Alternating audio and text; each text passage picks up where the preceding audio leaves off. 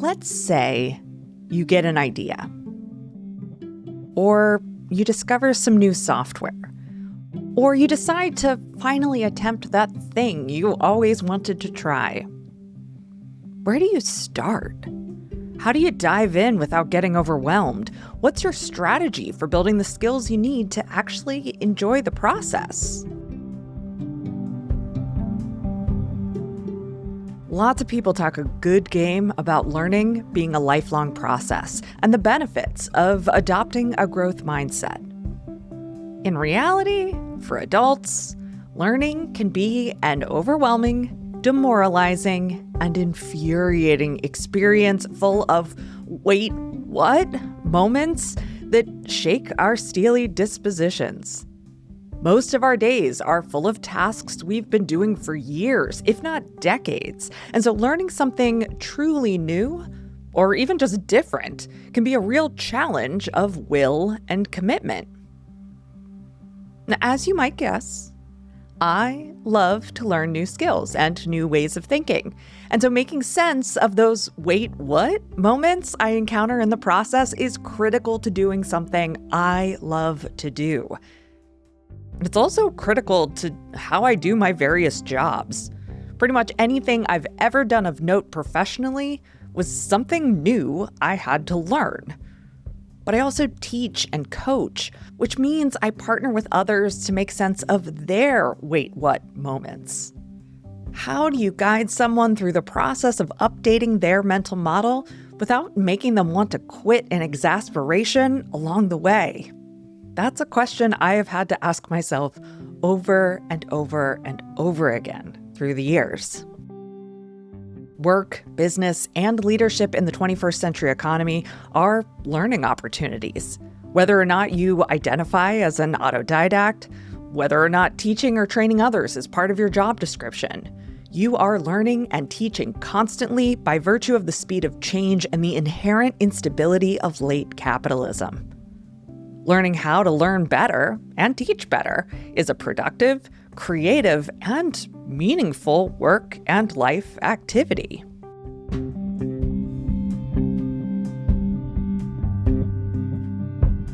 I'm Tara McMullen, and this is What Works, the show that rethinks work, business, and leadership for the 21st century economy.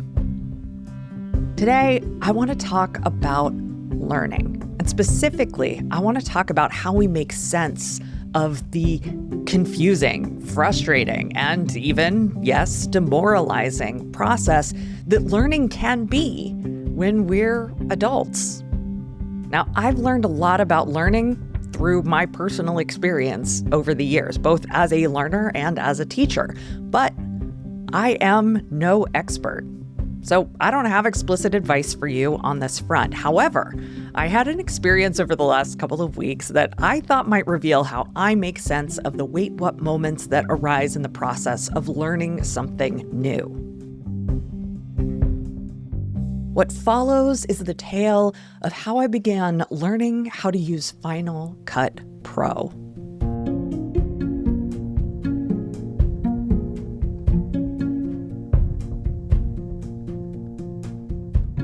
Into the mirror world.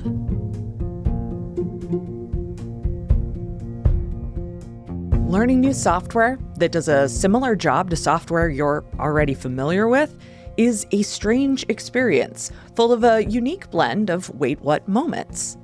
It's sort of like how an American experiences the UK. The new software is a mirror world. Most of the language is the same, but things aren't quite how you expect them to be. It's not takeout, it's takeaway. And an emergency door doesn't warn that an alarm will sound if opened. It declares that the door is alarmed. It's familiar, and yet foreign. Now, I've taught myself a lot of software, and probably still the biggest challenge was learning how to build a website. I learned WordPress, the open source software that powers an astonishing percentage of the web, before the era of drag and drop page builders or managed self-hosting, which means I learned a good bit of HTML and CSS, as well as how to use FTP and navigate the back end of a web host. Over the years, WordPress became more user-friendly both through improvements to the core system and through a network of hobbyists, developers, and for-profit companies offering themes and plugins that took a lot of the guesswork out of building a website. I built all of my websites on WordPress for well over a decade. And then Sean and I launched Yellow House Media. That was about 6 years ago. And I decided to build our website on Squarespace instead of on WordPress. I knew that Squarespace had rolled out some interesting features, and we didn't need all the bells and whistles I could squeeze out of a WordPress installation. Plus, I figured we'd encounter clients who use Squarespace, and having some familiarity with its workings would be a plus. Squarespace is very easy to use. And unless you really know what you're doing, it's best to just make a few initial decisions about font packs and color schemes, and then kind of go with its flow. Coming from WordPress, that was a whole new way of thinking for me. On all of my other websites, I knew how to change every last finicky detail. And so I thought about every last finicky detail, often in ways that were less than helpful. In Squarespace, while it is possible to adjust the finicky details, it's discouraged by the user interface. The code-level controls are hidden away. Want to change the color of just this button? Well, you can't do that from the design level controls. Want to change the font of this heading? Nope, can't do that either. That might sound like a limitation, but it means that you end up with a better looking result 97.5% of the time. You see, Squarespace prioritizes consistency of design over customization. That's one of its strengths. WordPress prioritizes customization over everything else. And that's also one of its strengths, or it was. Things have gone downhill. Now, shifting from one mental model to the other, from prioritizing customization to prioritizing consistency, it took practice. It took me a while to become fluent in Squarespace, even though I ostensibly knew how to do much more difficult things with a website. Now, by the time I decided to move my main website, which is the one I currently use, from WordPress to Squarespace, I was comfortable thinking in Squarespace. I still run into wait, what moments from time to time when I expect things to be one way and really they're a different way. But by and large, I've become pretty fluent.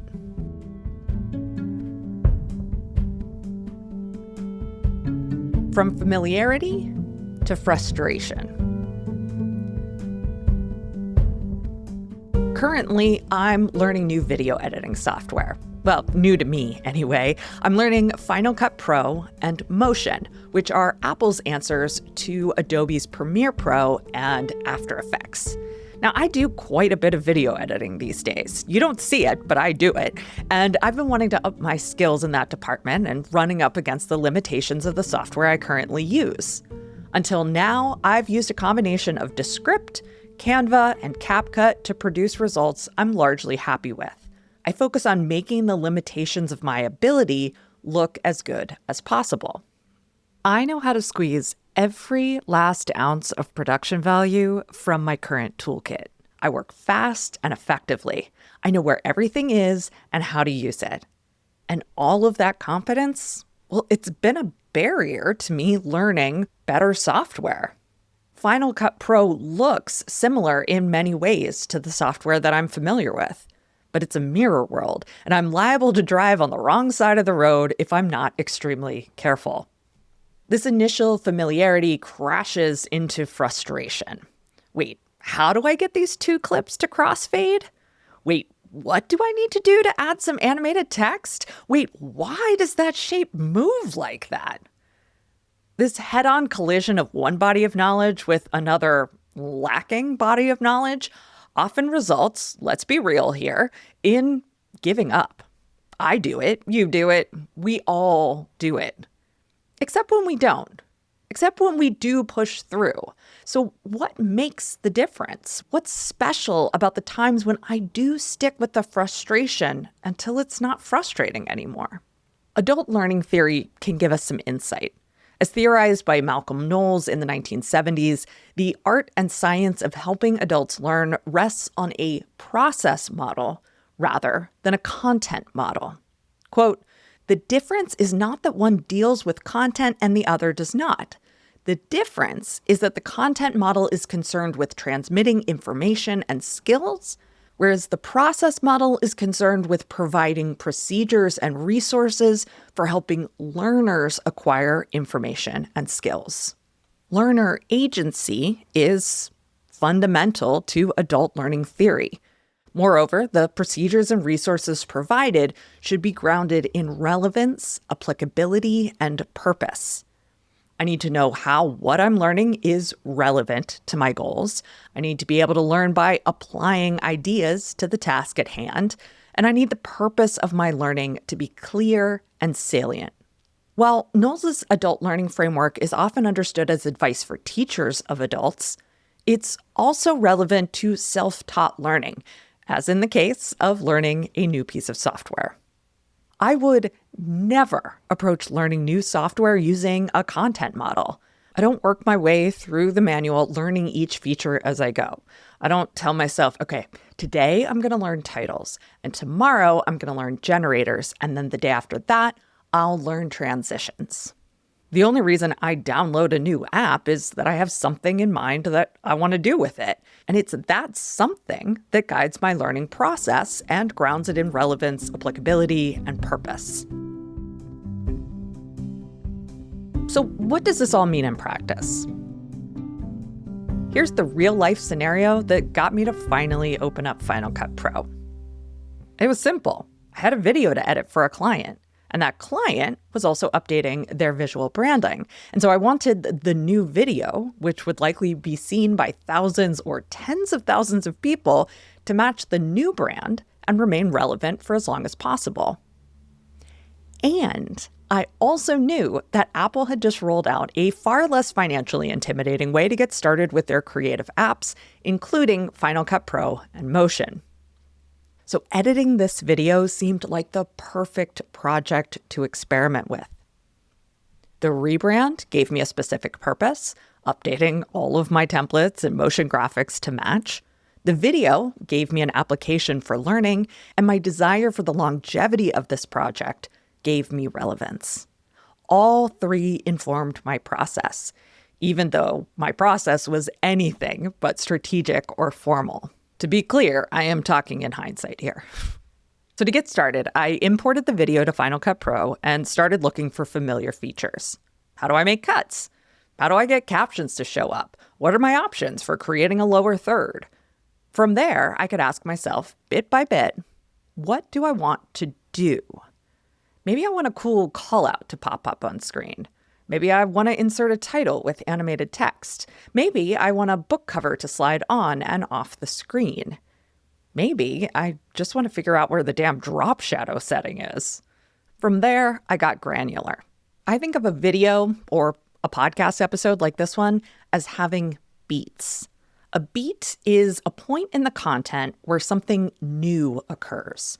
A new idea, a new vocabulary word, a new question, even a new emotion. Each beat in this video became the trigger to ask, what do I want to do? And so each beat became a problem for orienting my learning process. This is a key difference between the content model for learning and the process model. In the content model, the learning is divided into content units. Think back to high school or elementary school, and you know what I mean. But in a process model, the learning is divided into problem units. I knew that breaking the project down into beats, that is, the problem units, would make me less likely to become overwhelmed and quit. What's more, I knew from experience with learning other software that even if I figured out how to do just one cool thing with a particular beat, I could port that over to my more familiar tool and continue the work there. And in this case, as in most cases, an incremental win would still be a really big win. Eventually, though, I made it through each beat in the video, and the final product was cool. But inevitably, I learn things in the process of completing a project that aren't represented by my first attempts. So I went back through the whole video, matching the first beats to the final beats and everything in between. Then I sent it off to the client, who came back with great feedback, which gave me an opportunity to learn more about using the software. Am I now proficient in Final Cut Pro? No, absolutely not. Am I efficient? Hell no. But in the end, I produce the sort of finished product that makes me smile and think, well, that is the coolest thing I have ever made. And that's not literally true, but it is emotionally true in the moment. Now, reasonably or not, my brain and sense of self-efficacy led me to assume that Final Cut Pro would be more similar to what I was already comfortable with than it was. The gap between my expectations and my assumptions produced those wait, what moments that could have easily led me to quit in frustration. Instead, I was able to work through a learning process grounded in relevance, applicability, and purpose that produced enough stick-to-itiveness to see it through to the end of the project. And as a result, I learned a ton that will make the next project less intimidating.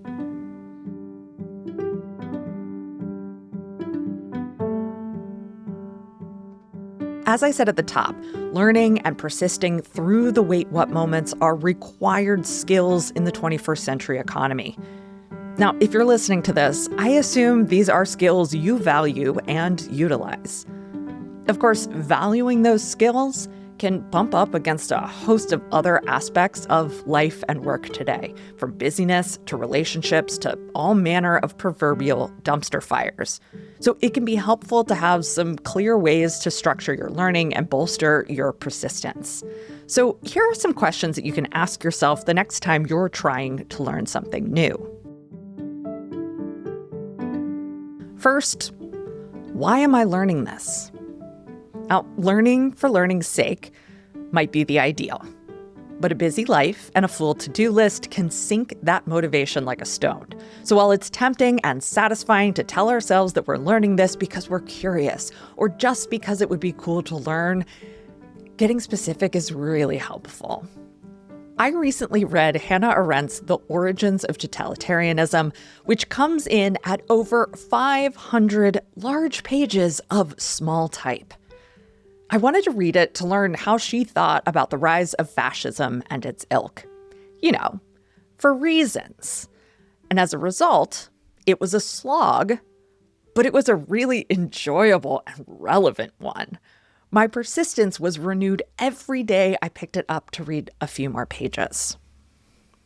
Next question, what am I doing with this? Again, new knowledge and mental models might be ideal outcomes for learning. But in reality, we probably need to do something with what we've learned. And there are two ways to answer, what am I doing with this? The first is a general skill to be acquired and how we imagine using that skill.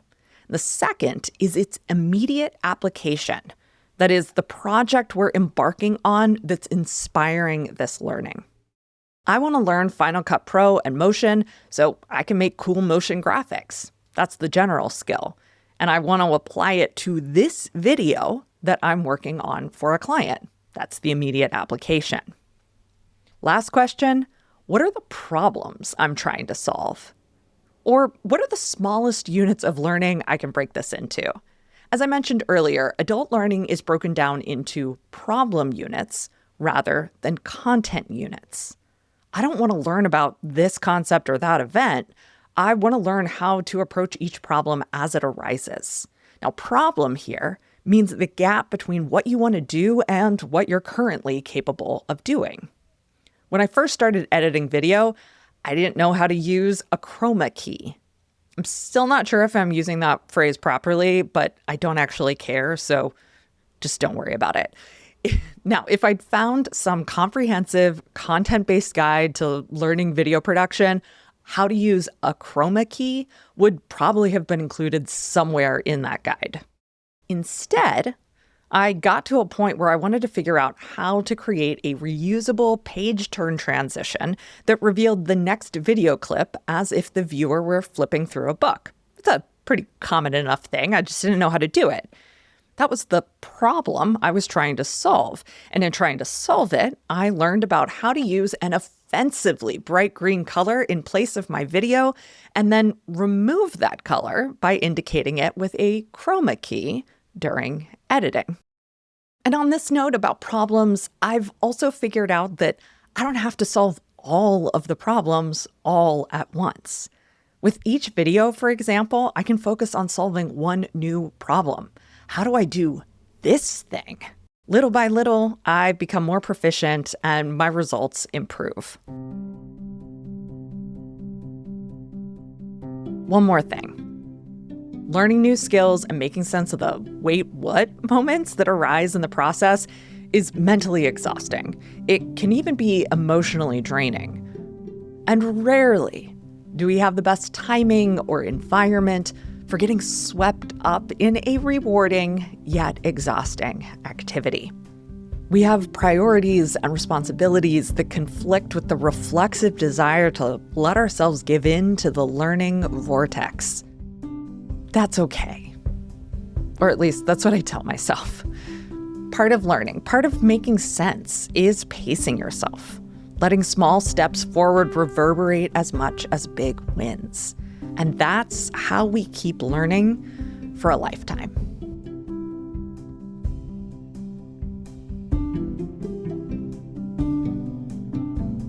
We all have wait, what moments? And they're just a sign that our mental model needs an update. We need a new way to think about what we're observing or experiencing. And maybe you update your mental model by doing some research or talking to a friend. Maybe you figure out how things work and why you experience that shock of confusion. Often, it's a video or a podcast episode or an article or a book that someone else created that helps you take on that new mental model, that helps you feel the relief of understanding. But I have a feeling that you're also the friend, the expert, the author, the video maker, the podcast creator, the in-the-know person that others come to when they experience those wait, what moments. You see it in their faces, those flashes of understanding others have when you explain your thinking.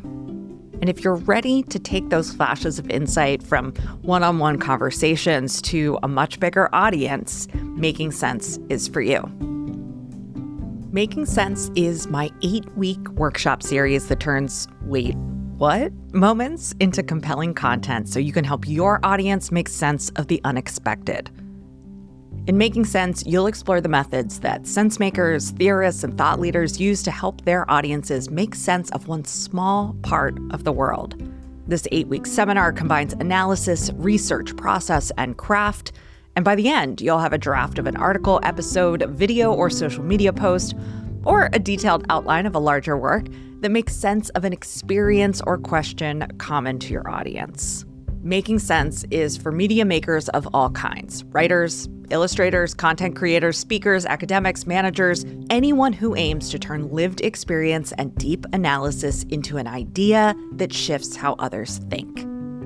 You can get all the details on Making Sense at whatworks.fyi/makingsense. That's whatworks.fyi/makingsense.